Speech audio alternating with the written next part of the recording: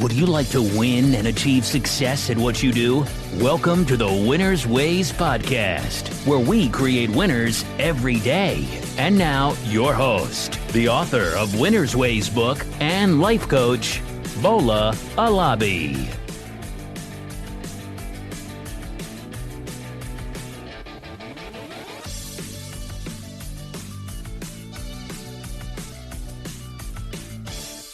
Hey everyone, welcome to the Winner's Ways podcast.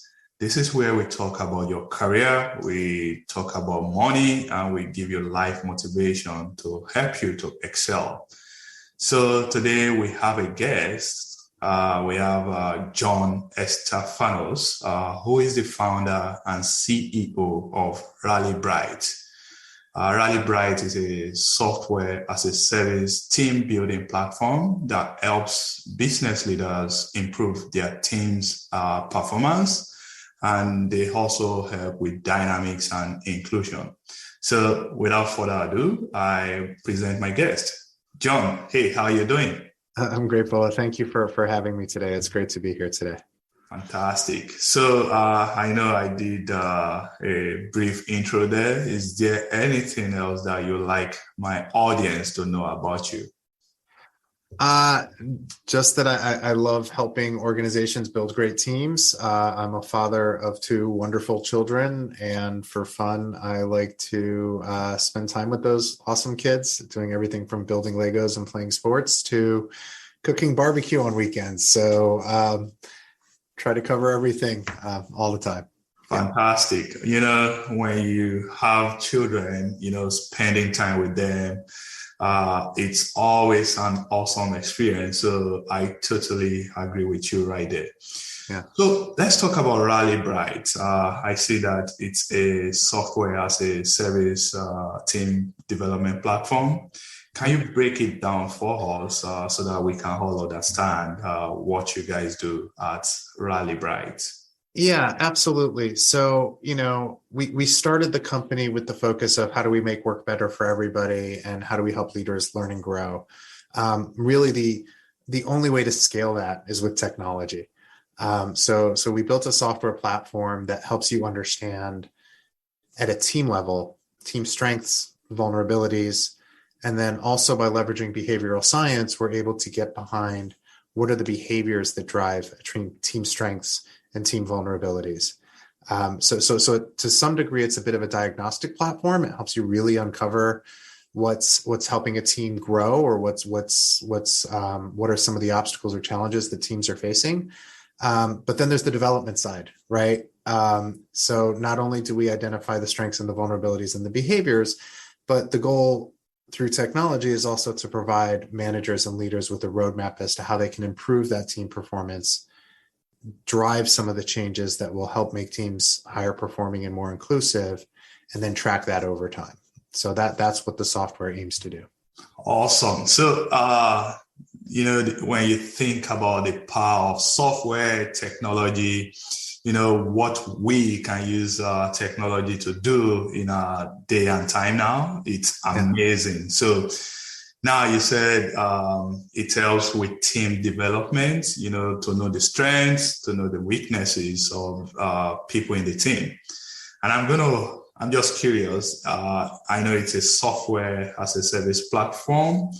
Do you have apps, or is it going to be website, your website, RallyBright? People will log in, subscribe, and maybe there'll be some metrics that they will use to, assess the team. Is that the way it works? Is that it? Yeah, it is a software platform that you log into. The website is obviously mobile first, and you can access via a phone, a tablet, or your work PC. But essentially, the way that it works is you become you subscribe to RallyBright. Generally, that's done at an organizational level or at a team level. There are tools to better understand yourself and how you show up at work. And then there are tools focused specifically on the team and how to make the team more effective. So it starts with the diagnostic. So there are a couple of questionnaires or assessments at the team level and at the individual level.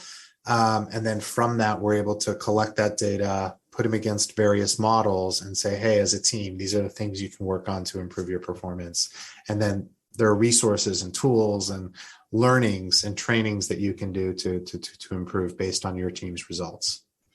So I have quite a number of new managers, that listen to my show. Yep. And I know most of them, building your team, you want a high performing team. And I know you specialized in building a high performing team. So what can you tell us about how to go about, building a high performing team, maybe recognizing their strengths, knowing their weaknesses, and, not only that, how do we, we cannot just say, hey, this guy is weak in this certain area. Yeah. We are not going to develop him in that area. How do you, balance all these things and build a highly effective team? Yeah, I think it's a great question, and it's a great use case, right? As a new manager, I'll tell you, when I sold my first company, we were a group of 6 or 7 people that were together from the beginning, and we built this thing over the course of 6 years, and we were like a family and a team and all of those great things. Then all of a sudden it was like, hey, John, you're going to manage 45 developers all across the country. And by the way, we have a 37% attrition rate. Wow. So I was very much a new manager, even though I'd been building a team for years. Wow. And the first thing I looked at was, I literally Googled, I said, how do you, what does the CTO for a digital marketing agency do? Right? Like, how do you build this team? There wasn't an answer. I'll just kind of cut to the chase there. So with RallyBright, I think the first thing that any new manager wants to think about is, what is the framework I need to use to understand how my team is performing? Mm-hmm. What are the principles, the first principles that drive high performing teams and groups of professionals working together?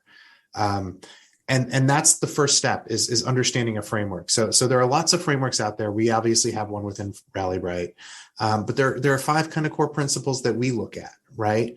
There are two areas focused on how does the team work together. So we look at those as, we call those connection and attitude. So connection is all about, do we have psychological safety and do we have trust on the team? Do we communicate effectively with one another? We look at attitude as, do we have shared optimism on the team? Do we have a growth mindset on the team? Are we willing to continuously learn and grow and learn from our mistakes and develop? And then do we also have a competitive spirit or a will to win? So by looking at connection and attitude, I can start to understand, okay, so here's a framework as to how I can look at how engaged we are with one another, how are our interpersonal relationships affecting our performance, and what are some specific behaviors that I can look at to improve upon or to strengthen. And then you want to look at, okay, so great. It's great that we all get along and that we all work together and we have these characteristics, but ultimately, are we getting our jobs done? Are we delivering for the business? So you need things to think about there. So we start with what we call as direction, and direction is all about, does the team have a shared purpose and vision? So are we all in sync with one another, and are we all thinking about what drives our success the same way? And do our behaviors align with that? We look at, how does the team work with other business units? So that could be internal teams. If I'm a product team, how am I working with sales? How am I working with marketing? If I am a marketing team, it's how am I working with the executive team? How am I working with customer success? So we want to look at, how does the team drive an outside-in focus? And ultimately, the number one constituent or stakeholder is always going to be your customers or your users. So are we thinking of our users first? And then finally, we look at the fifth dimension or the third dimension around how do we drive business impact, which we call performance. It's not about, are we hitting our numbers? Are we, are people entering their timesheets effectively? Things like that. It's more about, as team members, are we accountable and committed to one another? Meaning, are we willing to sacrifice our own needs for the greater good of the team? And are we tracking things in the right ways? So the framework of kind of 5 core dimensions, 2 of them focused on engagement, 3 of them focused on business impact, is a great place to start. Even if you don't use our tool or if you don't look at our model, these are universal first order principles as to how to build a high performing team. You need people that trust one another and that feel safe with one another. You need people that have optimism and willingness to learn. You need to have clear ideas of what you're trying to accomplish, how you're going to work together, and who you're doing the work for. Wow, you know what? That is totally packed with lots of information that you just shared. And I understand it has to start from the framework, which will be defined by the managers or the organization. You mentioned several things: communication, optimism, competitive spirit. All these things are important. Customers, focusing on the users, that's very, very important. We cannot overemphasize that in terms of building a high-performing team. But I'm struck with shared purpose, and I don't know if this is your experience as well. I've seen that in any organization, maybe most organizations, there are always the high-performing people. They completely get the vision and mission of the organization. They work day and night towards their goals. But some people, they just, coast along. They just, what's the next thing for us to do? They'll do it. It's not that they are lazy. They'll just do it. Yeah. But I think what every organization leaders need to do is to sell that vision, that shared purpose that you spoke about. But I want to hear from you. How can we, sell that shared purpose to everyone in the organization? It's a very astute observation, Bola. What I would say is what we've seen anecdotally and through the data over the last 2.5 years, which we all know have been massive, massive times of disruption, is that organizations that have that clear direction, that shared purpose and shared vision and mission, and where the team members can articulate that, those are organizations and teams that have actually been thriving through the pandemic. So the sales teams that we've seen that have that clear direction or that strong direction have surpassed their numbers. Startups have raised more money. Managers have gotten promoted and gotten their team members promoted more quickly. We've seen it time and time again.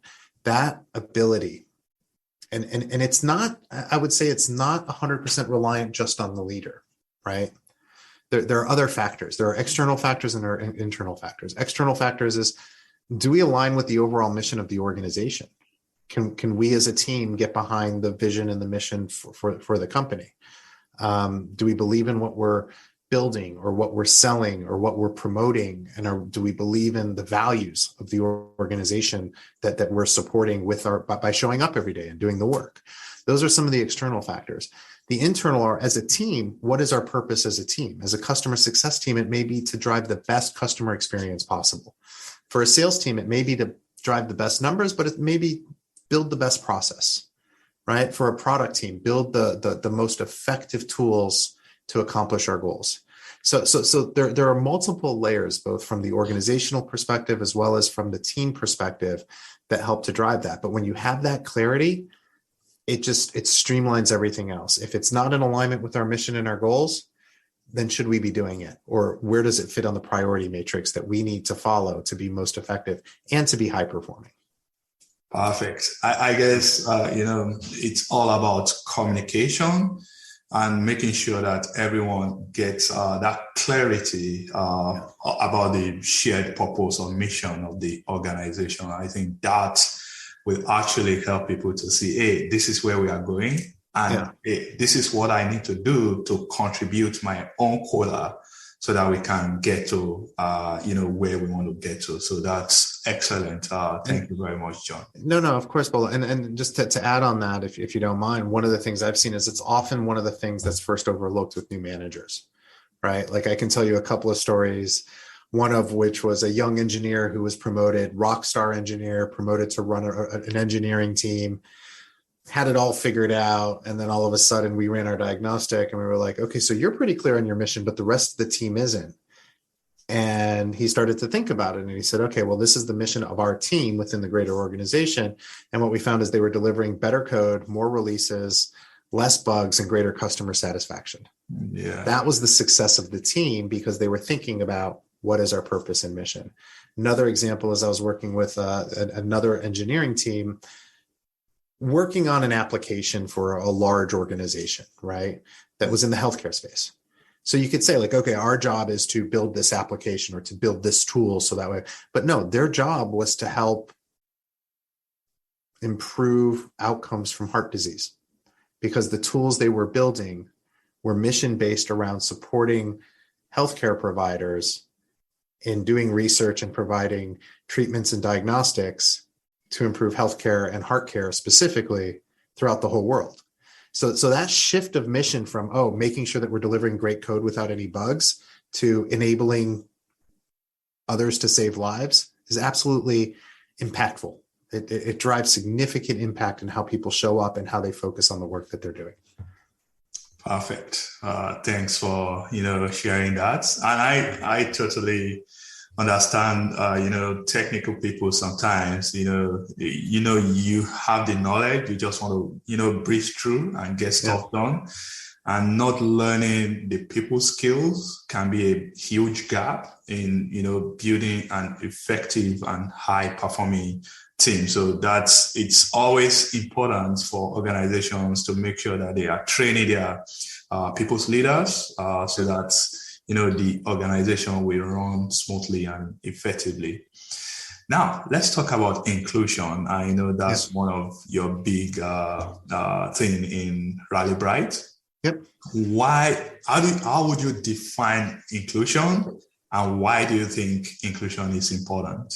Yeah. So I'll start with why it's so important, and then we'll talk about the definition if that's okay. I will say we launched our inclusion product a little over a year ago now, or about a year ago now. It had been in the works for several years prior to kind of a lot of the groundswell shifts that we'd seen. We always knew that there's a model to look at how teams perform and how they deliver. And there are ways to look at how people work together. But we knew there was something missing around how do you embrace the diversity of the world and the perspectives of all the people that show up to work every day, that are part of that mission, that communicate well together.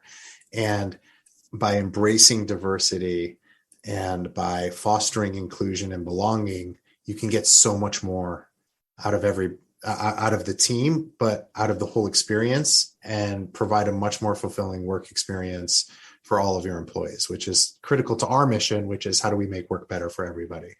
So we really started to dig into this, and we didn't want to just say, you should do these things. We wanted to back it by research. So we actually ran a study last year after doing some work with some very large organizations around how do they foster inclusion and collaboration.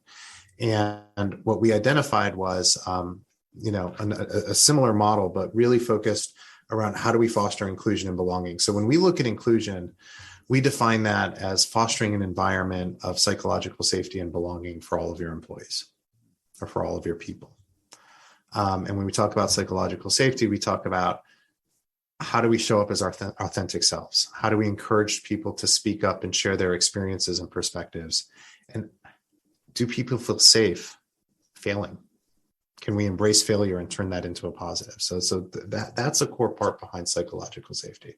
When we look at belonging, because you can have the most diverse teams in the world, but if people don't feel like they're included, like they can participate, that's one thing. Yeah. If they don't feel like their contributions are valued or that they can connect with others within their organization or within their teams, they're not going to feel like they belong. Absolutely. Yeah. Right. Mm-hmm. So we look at inclusion. We define inclusion as primarily psychological safety and belonging, but then there are other components to how does that manifest in terms of how do we work together? Are we aligned in how we view that shared purpose and that commitment to one another? Do we have clear roles and responsibilities and ways of communicating? But more importantly, within our model of looking at inclusion and belonging within an organization, we look at compassion. Is there empathy within an organization? I was just reading an article about like the great transformation at Microsoft under Satya Nadella, and number one was empathy, right? Like that was one of the first culture shifts he started to drive there, was and they became, the most valuable company in the world. But not just empathy, but also support. Can we put ourselves in other people's shoes? Can we feel the same way they feel, or at least look at things through that perspective, but also support the journeys that they're on? And then finally, where diversity comes to play is really, do we have objectivity and fairness in terms of how we work and participate and value one another? And do we embrace these diverse cultures, perspectives, backgrounds, what have you, in a way that is objective and fair. So that's kind of how we define inclusion. So top line, like it's really all about psychological safety and belonging, but it's also about how do we show up when we work together and collaborate with one another, and do we do so with compassion and fairness, empathy, support, and embracing diversity. So that's a very comprehensive definition, I must tell you. Sorry. and you may have, answered my next question from everything you explained. I like what you said. Inclusion is all about psychological safety and belonging, yes. And diversity is about objectivity and fairness. Because, John, my next question was going to be, and I'll give you this story. I work with a senior executive at a point, and this executive was, telling me that, hey, because the organization is all about diversity and inclusion now, that he was looking to hire a female executive. There's and I'm for diversity and inclusion by all means. I love it. I think it's a great thing. But, I also want it to be fair. I don't want people to just be put in position just because we want to have that diversity framework. I want competent people, to be put into position. But I think based on what you just explained, objectivity and fairness, I think if people are embracing that, then they will be able to put the right people in the right position. So I was going to ask you, what would you say to this executive? He was looking to hire a female employee just, to balance his team, to make sure diverse. It's an age-old question for sure. What I would say is we see a lot, and I think this is normal. I think a lot of people as a starting point are like, we have to balance. We have to balance and check boxes, right? We have to say like, oh, we have to balance our population, or we have to hire people of these genders or these cultural backgrounds, or even these geographies or these experience levels, right? It's an interesting starting point, but is it the right starting point? Because just because you're hiring a female does not mean that you are creating a more diverse environment. If that female does not feel like she belongs, or that she can speak up, or she doesn't have that psychological safety. Are we looking at hiring people based on criteria that are being set by demographics, or criteria that we're looking at in order to make our organization better? And that's where the objectivity and that fairness comes in, right? Right. Oftentimes we'll hear we can't get a diverse enough candidate pool for this function. Well, are we following biased ways of recruiting? Are we requiring biased, requirements to bring people into? Are we pre-screening for areas where we're not going to get a diverse pool? Like, so for example, one of the things that we've seen a big shift in is people are hiring based on experiences versus based on degrees. Right. And with the great shift that's been happening with remote work, we're also no longer geographically bound. If you're only hiring engineers in downtown San Francisco, you're going to get a specific candidate pool, right? But when you start broadening that aperture, when you start looking at qualifications based on that objectivity and that fairness versus what we've been told, or at least I've been told, or others have been told, we have to hire people from these schools with these types of degrees and these types of geographies. Those are things you want to look at. Yeah, that's good. That's good. So, looking at your website, RallyBright, and, everything that you do here, I'm just curious, what made you start RallyBright? Yeah, it's a great question. I started RallyBright because I wanted to focus on three things. One, how do you build great teams? Because I realized throughout my entire career, no person is an island, and all of the success, all of the great experiences, all of the pride I had was around surrounding myself with great people, enjoying the work, and accomplishing work together. So number one, how do you build great teams? Number two, how do you scale experiences through technology? Because if I want to fulfill this mission of making work better for everybody, technology is the only way to do it. And then three, how do we help people learn and grow? So my greatest personal fulfillment came when I was able to help others learn and grow in their careers, surpass anything I could have imagined myself doing, going out into the world and creating broader networks of good by helping others learn and grow. So focusing on teams, because ultimately it's about the group, scaling with technology, and then helping people learn and grow. And by looking at those three components, I knew I wanted to build something around teams. I knew I wanted to be technology based. And I was very fortunate at my first company to work with our founding partner, who was an embedded psychologist at Microsoft. And she had developed that original team model. And we decided to build software around that. And from that, it just grew. It was like, maybe this will work. I think it'll work, especially if we had some of the sector behavioral science stuff in here and start taking things to the next level and make it self-serve. And since then, that's kind of been the mission all along. Fantastic. And I surely totally would say you guys are solving a big problem out there. Every organizations, they need high performing team. And if people go on your website, rallybright.com, they'll see everything that you do, and I'm sure they will find it beneficial. So as we are rounding up, can you, just share with us maybe one or two qualities that you would consider as being essential for a leader? Yeah, I mean, I think we talked a lot about a lot of different models, right? And I think they all apply. I think essential for a leader is clarity around that vision and purpose. How do you share that with your team? How do you reinforce that with your team? How do you make sure that everybody you work with is clear on what you're trying to accomplish? I think empathy. Everybody has a different journey. Everybody has a different background. One of the things, you hear the old adage, hire slowly, fire quickly.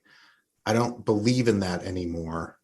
I believe your job as a leader is to identify your team's superpowers and to enable them to activate those superpowers for everybody's good, especially theirs. Yeah. I would say the clarity and empathy are absolutely critical to being a good leader. And I think they fit into, what you just know is right and good as you build an organization and a team. You know what? I totally agree with that. I think there's a quote that says, be kind to people you meet because you do not know what they are dealing with, just to paraphrase, right? And if leaders, people go through a lot of different stuff that a leader may not necessarily know.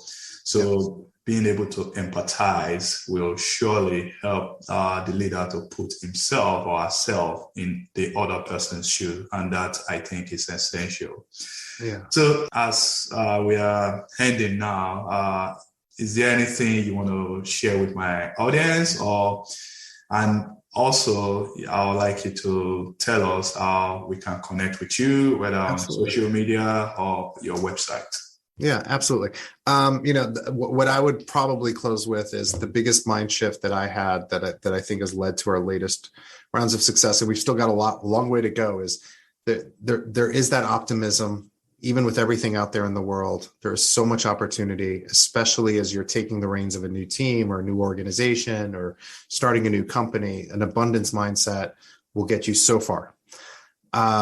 So from that perspective, I think that's one of the things I always try to train myself on, is how to always look for the opportunity and the good and what's to come.